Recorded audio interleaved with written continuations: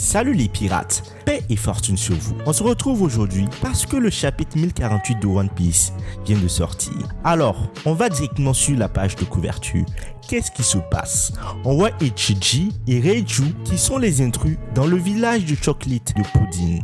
On était carrément parti en vrille avec plusieurs théories selon lesquelles il est possible que ce soit l'équipage de Barbe Noire qui a voulu s'introduire en l'absence de Big Mom pour piller et prendre peut-être le Rio Poneglyph. En réalité, ce sont les frères Germain qui sont venus pour sauver leurs frères qui ont été capturés. Alors, on espère pour eux qu'ils vont réussir ce sauvetage car la famille de Sanji mérite d'être rachetée malgré toutes les fautes que ces gens ont pu commettre. On va pas trop s'étaler sur la page de couverture, donc sans plus tarder, on rentre dans le vif du sujet.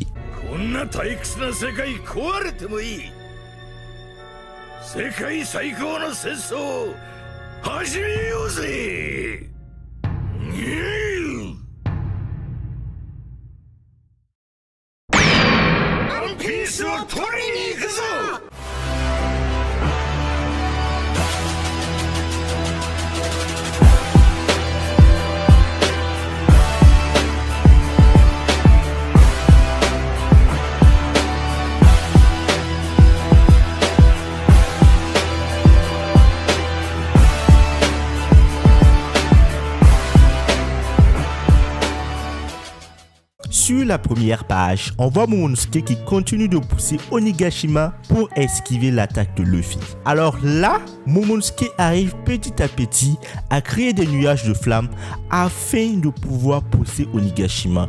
Il veut faire en sorte qu'Onigashima ne tombe pas sur la capitale des fleurs, là où énormément de gens sont réunis et sont en train de fêter Oden. C'est la fête du feu. Alors, chacun en train de faire ses vœux. On espère que ça va pas tourner au carnage. Ensuite, on voit Kaido qui se transforme en dragon de feu.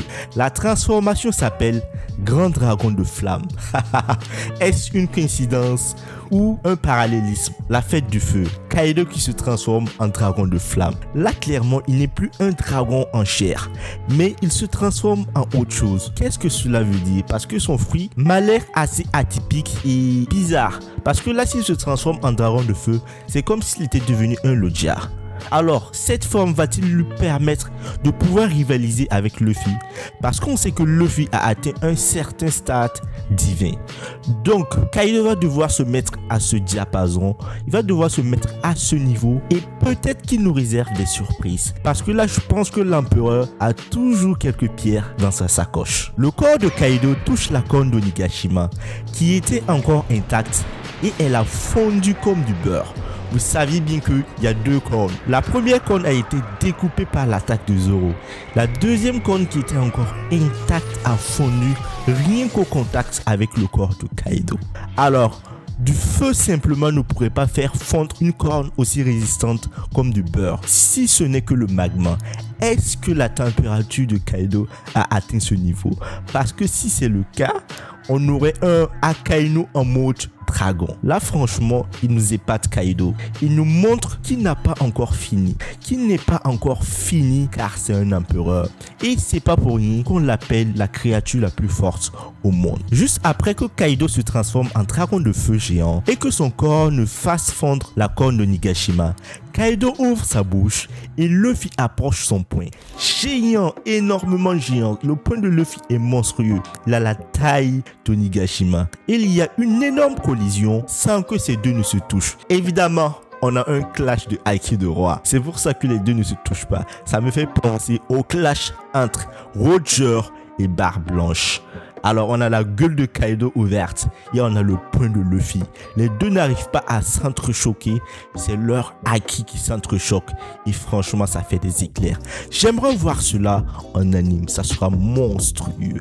Déjà que le chapitre 1015 en anime nous a épaté, j'aimerais bien voir ce que l'animation va donner. On voit ensuite Kaido avec la bouche ouverte et le poing de Luffy qui touche presque ses dents. Aïe aïe aïe aïe aïe. Est-ce que le haki de Luffy est en train de surpasser celui de Kaido?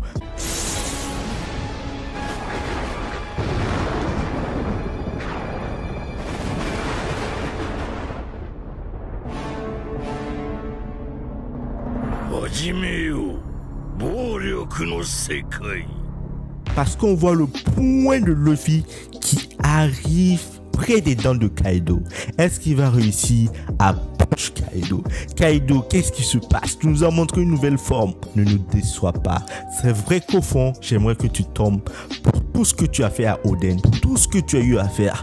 Mais tu es un empereur. Jusqu'à présent, Luffy a une petite marche. Il est un peu au-dessus de Kaido, malgré tout ce qui s'est passé. Mais on attend de voir ce qui va venir, ce que Oda nous réserve. Est-ce qu'il nous réserve un retournement de situation? Qu'est-ce qui va se passer? Alors là, Luffy utilise une attaque du nom de Gomu Gomu no Bachrangun, pistolet du roi des singes. Et là encore, le roi des singes est encore évoqué. Le roi des singes refait surface.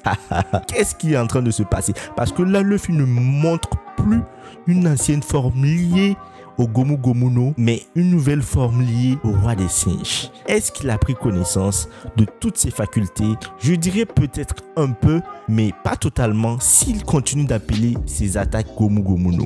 Je pense qu'il faudrait que quelqu'un puisse lui expliquer quelle est la nature de son fruit. Même s'il arrive à prendre connaissance de cela petit à petit pendant le déroulé du combat face à Kaido.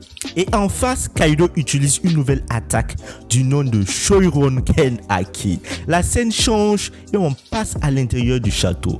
Directement, on a une coupure et on va voir les autres intrigues qui seront développées au fur et à mesure. Prochainement, peut-être, le chapitre va se dérouler entièrement sur ce combat, mais là, il y a beaucoup d'intrigues qu'il va falloir clôturer. Donc du coup, on change de scène et on va voir ce qui se passe avec nos autres protagonistes et antagonistes. Il y a les samouraïs qui veulent la défaite de Kaido. Et ensuite, on voit Kawamatsu qui se rappelle de ce qui s'est passé après l'exécution d'Oden il y a 20 ans. On retourne dans le passé, on plonge ensemble dans un flashback de Oden. On saura ce qui s'est passé après la mort d'Oden. Qu'est-ce que les différents daimyo ont fait face à Kaido? Se sont-ils rebellés ou se sont-ils soumis? On découvre premièrement que Kaido se rend compte qu'Oden a un fils. Je pensais qu'il savait déjà que Oden avait un fils, mais non, il ne le savait pas. Peut-être qu'il ne savait pas en détail ce qui se passait dans la vie de Oden. Orochi, oui, on sait, mais Kaido ne le savait pas. Là, il découvre vraiment que son ennemi a un fils. Comment va-t-il réagir face à cette information? Alors Kaido prend une décision. Il part à la recherche de Momonosuke et élimine tous les habitants de la ville qui se mettront en face de son chemin. Allah, il n'a pas rigolé ce jour. Il était prêt à tout pour tuer Momonosuke. Il était prêt à tout pour éliminer la lignée d'Oden. Et il est arrivé, mais finalement il ne l'a pas fait parce qu'il a jugé que Momonosuke était un faiblard et il n'avait pas la trempe de faire une révolte et de revenir face à lui pour le détruire. Et ce fut son erreur. Il aurait dû tuer Momonosuke à cette époque. Maintenant c'est trop tard. La créature insignifiante est de retour et c'est devenu un dragon comme toi.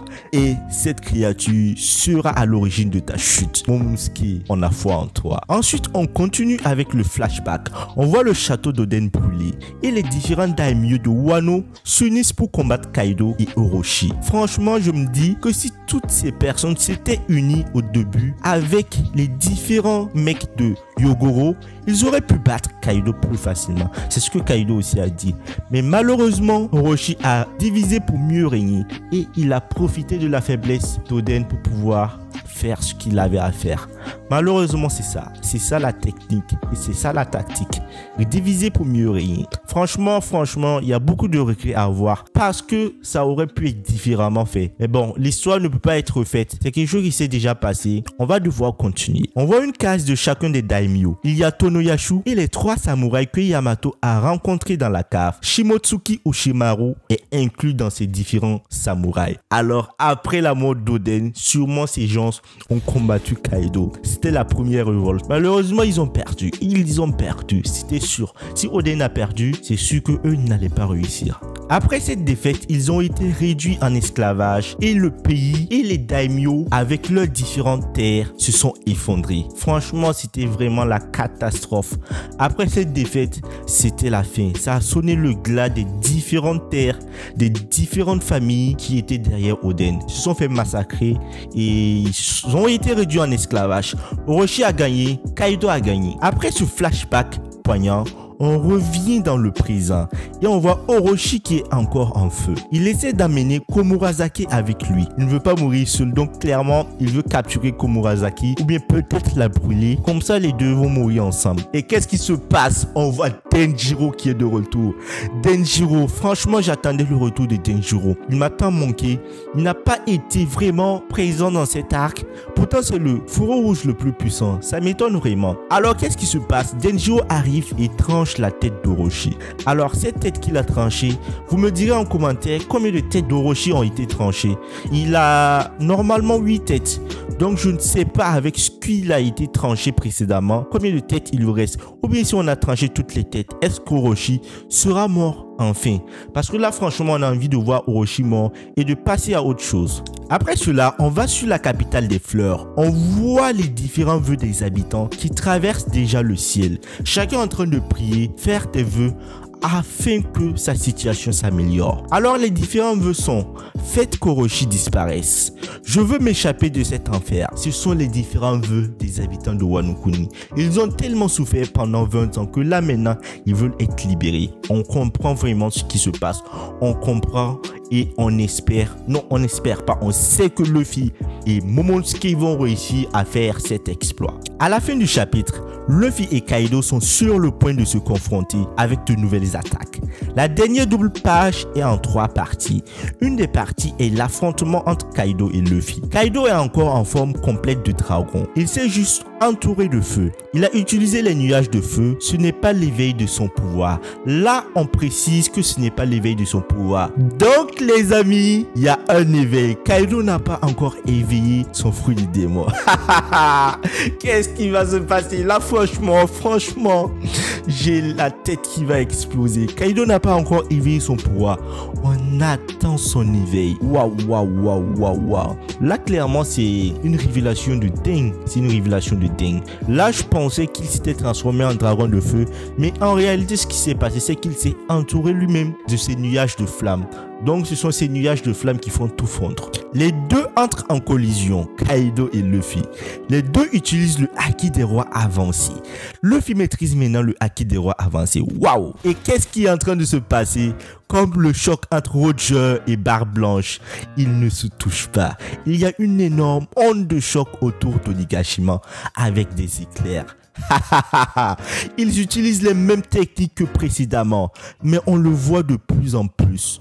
Le chapitre se termine avec les visages de Kaido et Luffy plutôt semblables à ceux de la fin du chapitre 1047.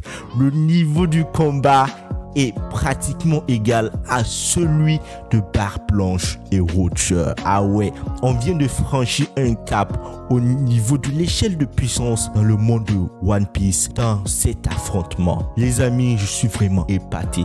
Dites-moi ce que vous pensez de ce chapitre. Est-ce que vous avez aimé? Donnez votre note par rapport à ce chapitre et dites-moi si vous avez aimé la vidéo. N'oubliez pas de mettre un gros pouce bleu et de vous abonner. Merci de me soutenir et on se retrouve très prochainement pour une nouvelle vidéo. Prenez soin de vous. Peace les amis.